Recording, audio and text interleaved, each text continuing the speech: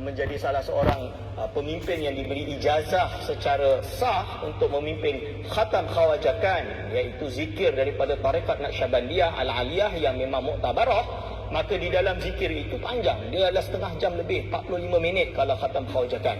Khatam khawajakan dimulakan dengan salawat, dimulakan dengan bacaan Fatihah, bacaan Qul Huwallah dan lain-lain yang panjang, barulah masuk pada keadaan zikir dimulai dengan La ilaha illallah. Setelah La ilaha illallah barulah zikir isim mufrad Allah Allah Allah, dan yang ketiga iaitu zikir huwiyah atau kita panggil dengan zikir hu, dan yang selanjutnya adalah zikir haq, dan iaitu terakhir adalah hai. Ini adalah kalimat atau nama-nama Allah. Hadirin wal hadirat hafizakumullah. Tapi orang yang tak faham, terutama di kalangan Wahabi, maka dia anggap tengok macam pelik, lepas tu make fun of it. It's okay, no problem kalau kepada saya. Tapi kita kena ingat siapa yang melegitimasi zikir tersebut. Ini saya nukil, boleh lihat dalam slide tersebut. Iaitu pertama, fatwa Syekh Abdul Halim Mahmud, iaitu salah seorang Syekhul Azhar di Universiti Al-Azhar Al-Syarif, iaitu ammal muta'abdidu, orang yang beribadah, alladhi yuraddidu, yang mengulang-ulang lafaz yang kedua hu, fataswiru halihi ala ma yanbaghi ay yakuna hu annahu yuqaddiru 'azamatallah wa jalalah wa yaqifu mawqifal mustash'ir ar-rahbah minhu subhanah fala yajra'u 'ala an-nutqi bismihi wa innama yu'abbiru anhu bil-lafzihu aw bid-dhamir alladhi yushiru wa la yusarrih.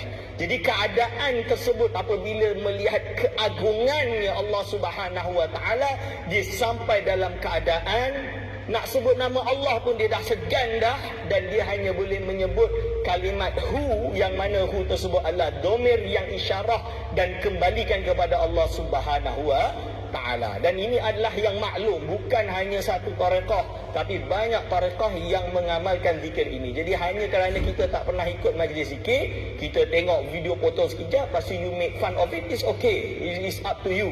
Kan? It's between you and God and the person that you make fun of it. But saya just nak remind, ini fatwa ulama, ini ilmiah. Profesor Dr. Ali Jum'ah dalam kitab Madkhal ila Tasawuf Islami, Adz-Dzikru bil-lafzi hu wa minal masail allati tatafarra'u an qadiyati dzikri inda sadati sufiyah wa hasala bisababiha al-inkar min ba'dil mukhalifina adz-dzikra bil-lafzi hu. Jadi dia tahu ini adalah memang qadiyah terkenal di kalangan golongan sufi, dan sebab itu banyak yang menentang. Wa hadza dzikru huwa minal azkaril mu'tamadah. Jadi ini zikir yang memang menjadi muktamad di kalangan sada sufiyah ala ikhtilafi turukihim wa madarisihim, sesuai dengan perbezaan tarekat-tarekat dan madrasah mereka. Wa huwa minal asma'is sab'ah al-usul. Dia termasuk nama-nama 7 yang menjadi usul. Wa lafzuhu ila anqal wa lafzuhu lafadhu atau huwa, yang mana dia adalah domir anhu jalla jalaluh. Wa qad warada fil Qur'anil Karim wa sunnah. Dia telah disabitkan dalam Al-Quran dan sunnah. Kalau tak percaya lagi itu ustaz, itu Al-Azhar zaman sekarang bukan zaman dulu. Boleh ulama Al-Azhar, orang doktor lulusan Al-Azhar, degree kat Al-Azhar pun boleh mengingkar perkara ni. Ini saya pelik sekali. Tak boleh faham ke benda ni? Boleh baca dalam Fakhruddin Ar-Razi, dalam tafsir Ar-Razi. Ini ada dalam Syamilah kalau tak mampu nak beli kitab tersebut. Asraru minat tasawuf fil lafzi hu. Apa dia sebut?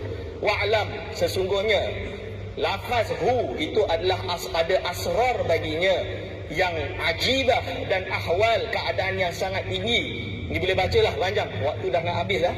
Ini boleh baca dalam Fakhruddin Ar-Razi, dalam tafsir Ar-Razi. Dia sebut rahsia-rahsia mengapa ada menggunakan zikir hu ketika berzikir. Lalu kalau tak terima, kerana apa? Kita nak daripada ulama fuqaha yang cakap, Ustaz, sekarang ni fuqaha lawan ahli sufi. Saya kata tak. Ulama dulu dia gabungkan 3. Dari mula saya dah jumpa dah Imam Rizzuddin Abdul Salam, Imam As-Subki, Imam As-Subki Kadir wa Subki Saghir, bapa dan anak.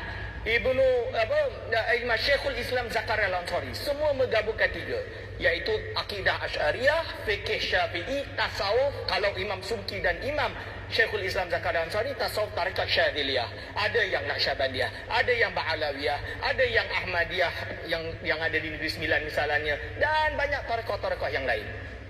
Saya bagi contoh yang mudah, Al-Hafiz Ibn Hajar Al-Asqalani dalam kitab Fathul Bari. Apa dia kata? Boleh rujuk dekat dalam slide tersebut, iaitu Al-Ismu Al-A'zam. Lafaz Ismul A'zam ini termasuk adalah hu. Naqalahu Al-Fakhru Ar-Razi an ba'di ahli al-kashfi Iaitu Imam Fakhruddin Ar-Razi telah menukilkannya daripada setengah ahli kasyaf. Wahtajja lahu bi anna man arada an yu'abbira an kalamin mu'azzamin bi hadratihi lam yakul lahu anta qulta kadza wa inna ma yakul hu yakullu ta'adduban ma'ahu. Ila akhir maksud dia apa? Iaitu menurut ahli kasyaf, Imam Fakhruddin Ar-Razi berhujah dengannya bahawa sesungguhnya orang yang ingin mengibaratkan terhadap ucapan yang orang yang diagungkan di depannya, kita tak kata anta, kulta, engkau tak, engkau berkata, engkau tidak, tapi dikembalikan kepada hu, iaitu rujuk kepada Allah SWT. Bila kita berzikir, kita tak kata anta, kita zikir hu. Boleh faham? Itu kenapa ada zikir hu. Terjadi hu ini termasuk Ismul A'zam. Kalau boleh rujuk dalam kitab Hasya As-Sabban, kalau kami di pondok dulu ngaji Alfiah bin Malik ni, ada syarah nama dia Hasya As-Sabban. Dalam Hasya As-Sabban tu dia dah sebut dah hu termasuk Ismil A'zam. Jadi salah satu adalah al-asma yang diagungkan. Jadi lalu dalil-dalil zikir itu boleh rujuk dalam ayat Al-Quran. Dan inilah saya kata, kalau susah sangat, beli buku ni kat Jabatan Mufti Negeri Sembilan, dah cetak dah buku ni, disediakan semua dalil-dalil dia kat dalam ni. Dalam ni kita boleh tengok wa ilahukum ilahu wahidun la ilaha illa hu. Ini huwar rahmanur rahim dan lain-lain. Qul huwallahu ahad dan lain-lain. Lalu zikir hu pula, ini di sisi ulama tasawuf macam mana? Boleh kita rujuk Imam Al-Qushairi dalam kitab Lataiful Isyarat dia, fa ma'na huwa ay alladhi sa'altum anhu huwa Allah. Lalu contoh lain iaitu Ibnu Athaillah Sakandari, wa ila ismin mutmarin yubayyinuhu ma ba'dahu inda ahli zahir li iyajihi ila silatin ila akhirih. Ini boleh dirujuk dalam kitab Ibnu Athaillah. Contoh lain adalah Imam Ahmad bin Muhammad Al-Ghazali, adik kepada Imam Ghazali, meninggal tahun 520. Jadi kalau nak sesatkan, nak sesatkan, kalau yang Wahabi tu kita tak payah cakap apalah, kita cakap macam mana pun dia takkan terima. Macam saya kata, bagilah dalil sepenuh apa pun, sampai sekarang masih duk ulang balik Qulu Bidatin Dolalah. Itu je kerja dia orang. Dalil dia tak hafal yang lain, hafal Qulu Bidatin Dolalah je. Cuba boleh buka ni, yang saya nak kata ni, yang mengaku Asy'ariyah, mengaku Ahli Sunnah wal Jamaah, mengaku mazhab Syafi'i, tapi nak kata tasawuf tarekat ni sesat. Ini yang saya nak sebutkan ni. So boleh rujuk dalam kitab At-Tajrid fi Kalimatit Tauhid Imam Ahmad bin Muhammad Al-Ghazali, i'lam anna salika lahu thalathatu manazil, fal manzilul awwal alamul fana, wal manzilus tsani alamul jazbah, wal manzilus salis alamul qabdah.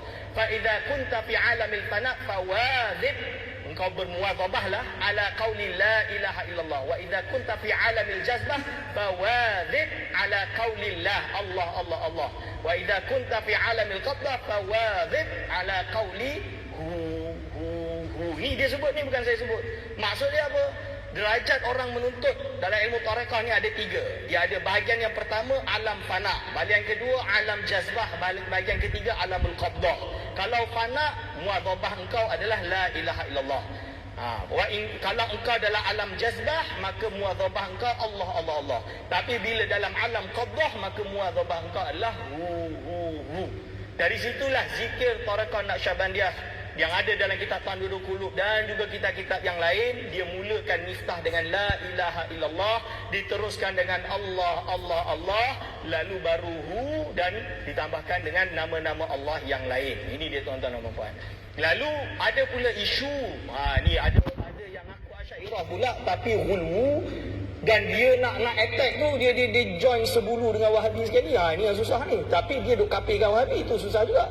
Dia ngaku dia kafirkan Wahabi, tapi bila dia nak lawan musuh dia join dengan Wahabi sekali. Iaitu isu zikir yang kedua. Dan ini tidak ada dalam tarekat Naqsyabandiyah. Ini adalah ada dalam tarekat Syadziliyah. Dan saya bukan tarekat Syadziliyah, maka saya tak amalkanlah zikir ni, nak khabar awal kan. Tapi perlu dijelaskan, sebab sampai sekarang orang masih banyak tak jelas. Iaitu golongan yang dipanggil dengan Al-Ahbash, iaitu pengikut kepada Abdullah Al-Harari Al-Habsyi. Kerana apa? Abdullah Harari dia menganggap bahawa orang yang berzikir ini sesat lagi menyesatkan. Bahkan murid dia dekat Lubnan tu ada keluarkan video baru-baru ni, atau dah lama atau baru sampai kepada saya, menganggap bahawa orang yang berzikir ni sebab dia rasa Allah tu hulul pada dia. Itu adalah fitnah yang besar. Saya nak kata ini datang daripada fatwa Syekh Abdul Halim Mahmud. Boleh rujuk dalam kitab fatwa dia juz 1 331. Wal muta'abdidu imma yuraddidu lafzal awwal bitibari mu'abbiran anin nadami wal huzni. ila akhirih. Maksud dia apa? Menurut Abdul Halim Mahmud, dalam tarekat Syadziliyah apabila berzikir dengan itu sebenarnya suatu takdir atas nadam dan huzn pada apa yang terjadi pada dia. Wa huwa fi asna'i hadzal tirdad mutadzakkirun lillah. Bila dia sebut itu adalah suatu perkara yang membuatkan dia ingat terhadap Allah. Khaifun minhu mustaghisun bi rahmatihi. Ini disebut ni. Wa hadhil halatu allati yajtami'u fiha at-ta'awwuh. Keadaan inilah yang terkumpul pada orang yang melakukan ta'awwuh ma'at tadhakkurillah. Innama hiya naw'un min at-taubat. Wa hiya 'ala hadzal wad'i dzikrun. Maka dalam jenis atau dalam keadaan seperti ini dia adalah zikir. Fama adzikru illa tadhakkur wa huwa hasilun fi hadhihi alhalati wa hadhihi alhalatu la yanbaghi li insanin ay yaqula anha innaha muharramah. Maka dalam keadaan ini tak bolehlah, tak sepatutnya bagi seseorang untuk kata bahawa ia diharamkan. Ini adalah Syekh Abdul Halim Mahmud. Nak sesatkan, nak kafirkan Syekh Abdul Halim Mahmud. Yang kedua, dia nukilkan ustaz yang kata zikir tu datang daripada hadis yang ditemukan dalam Jami'us Shaghir. Hadis itu hadis palsu kerana bukan termasuk nama-nama Allah. Yang kata itu adalah nama Allah dalam hadis itu adalah hadis palsu. Ada dia nukilkan seperti itu. Dia keluar dalam video, nak hentam saya lah. Nak saya kata kena khabar. Pertama, dia nukil, dia sendiri nukil. Dia kata Sayyid Al-Hafiz Ahmad bin Muhammad bin As-Siddiq Al-Humari memaudukkan hadis tersebut. Ini saya kata ini masalah Puak Ahbash ni. Nak khabar betul-betul. Ahbash, kalau baca kitab tu jangan baca satu, jangan baca yang Tok Guru kau ajar sahaja, dah terima bulat-bulat. Kena baca semua. Betul ke Ahmad Humari kata macam tu? Ni sama kes tentang isu Nur Muhammad. Mati-mati ambil satu kitab Al-Ahair tentang palsunya hadis Nur Muhammad, tentang hadis Jabir. Tapi dia tak tahu Syed Abdullah bin Muhammad bin As-Siddiq Al-Humari menerima konsep Nur Muhammad dengan hadis dan dalil yang lain. Maka dalam contoh ini, Al-Hafiz Ahmad bin Muhammad bin As-Siddiq Al-Humari dia karang kitab lagi satu tentang Al-Hanin bi Wada'il Hadisil Anin. Jadi ini kitab ni dia nak terangkan hadis yang dia kata dalam Jami' Shaghir itu memang hadis maudhu'. Tapi menariknya dia nukil dalam kitab tersebut, dia sebut hujah dia apa? Dia kata dia kembali kepada amalan Ja'far As-Sadiq yang mana berambil daripada firman Allah SWT, inna Ibrahima la'awwahun halim wa ta'awwuh wa qawlur rajul au awwah bitashdidil wawi wa sukuniha fa wasfullahi ta'ala Ibrahima sallallahu alaihi wasallam atau alaihi salam fi ma'radil madhi bi annahu kana kathirat ta'awwuh, kerana Ibrahim kathirat ta'awwuh. Qala al-mufassirun minas salafis salih fi ma'na al-ayat inna Ibrahima la'awwahun halim innahu kana kathirat dhikri wa abbara ba'duhum bi annahu kana yukthiru ad-du'a fadalla ala anna ta'awuha min asma'illahi ta'ala li anna dhikra wa du'a la yakunani illa bi asma'illahi ta'ala. Ini hujah dia pertama. Dia menerangkan tentang pendapat Ja'far As-Sadiq yang menamakan atau menjadikan ia bahagian daripada as-siddiq daripada zikir. Dah 5 minit dah. Patutnya bagi saya lagi. Tak apa. Jadi dia kata berarti ini sumbernya datang daripada ayat tersebut. Lalu dia dijelaskan lagi, Imam Ahmad menjelaskan beberapa dalil kenapa dalam tarekat Syadziliyah mengamalkan zikir tersebut. Dia kata mengambil daripada hadis Nabi SAW, anna Nabi SAW qala li rajulin yuqalu lahu dhu bijadain innahu awwah wa dhalika annahu rajulun kana idza dzukirallahu ta'ala fil Quran rafa'a sautahu bid-du'a. Iaitu bila ada orang sahabat bernama Zulbijadain ni, bila dia adalah seorang awwah. Kenapa? Setiap kali disebutkan nama Allah di dalam Al-Quran, dia akan mengangkat suaranya sambil berdoa. Lalu dinukilkan juga daripada Asyar Imam Ibn Ishaq oleh Imam Ibn Mas'ud, anna Nabi SAW qala li dhil bijadain tadi, ilzam babi falazima babahu wa kana yarfa sautahu bidzikri faqala Umar amura'in huwa qala bal huwa ahadul awwahin, malah dia adalah seorang awwahin. Dinukilkan oleh Imam At-Tabari dalam tafsirnya, anna Nabi SAW, sungguhnya baginda SAW dafana mayitan faqala rahimakallahu innaka kunta ala awwahan. Sesungguhnya Nabi SAW ketika mana membunyikan satu mayat, iaitu Zulbijadain tadi, baginda berkata, semoga Allah merahmatimu, sungguhnya engkau adalah al-awwah, orang yang banyak menyebut tersebut. Dari sinilah Sidi Ahmad bin Muhammad bin As-Siddiq Al-Ghumari. Ni saya petik terus daripada kitabnya. Ni boleh buka dalam kitab tersebut. Apa dia jawab? Fahadihil ahadisus sahihah fiha madhun litta'awuh. Hadis-hadis ini adalah hadis yang sahih. Di dalamnya adalah pujian bagi orang yang banyak berzikir wa annahu zikrun lillah. Sesungguhnya perkara tersebut, ta'awuh ini adalah zikrun lillah, suatu penyebutan untuk mengingat Allah SWT.